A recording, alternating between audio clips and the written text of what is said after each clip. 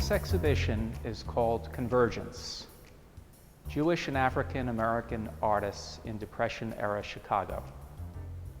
And it brings together two unique groups of artists who found each other in the 1930s across lines of race and religion, and who found a surprising amount in common.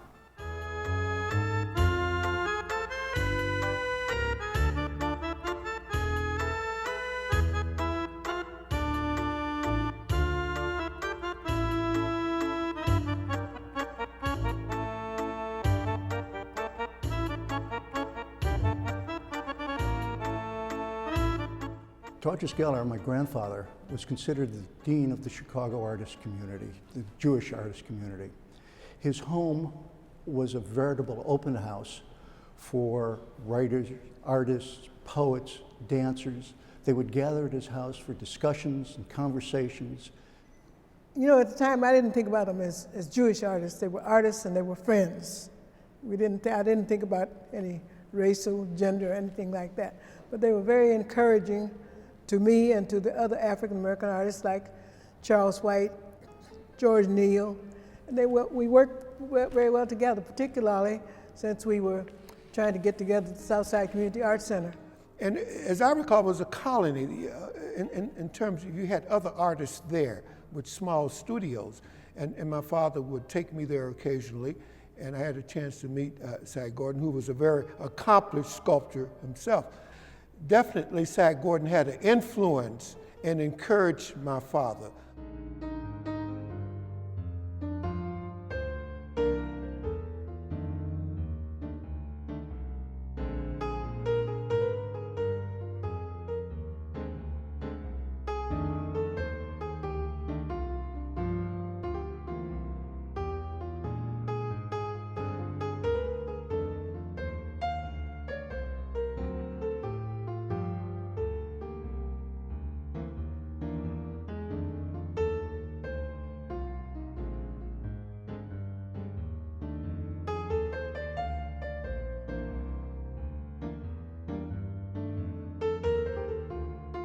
This is a very powerful piece, and it's symbolic of the black man who helped to build this country.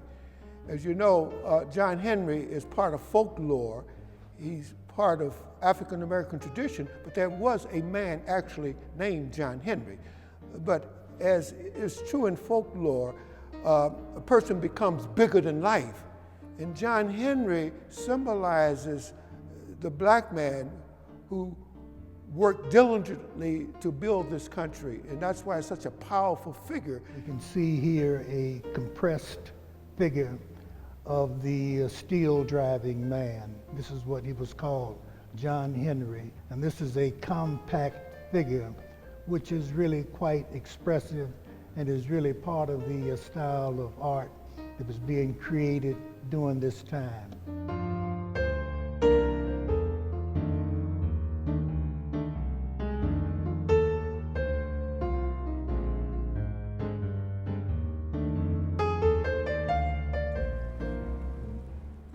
The woodcuts that Geller developed was probably his finest skill. He was recognized for the high quality of his woodcuts. His personal beliefs in equality and ethnic Judaism led him to treat many of these subjects like the New Orleans slave market. It was an outcry against discrimination. His pieces in From Land to Land was an attempt to depict us as a single world or universe. The Osage Indians, the blacks, the Africans were something that he had a great feeling of unity with.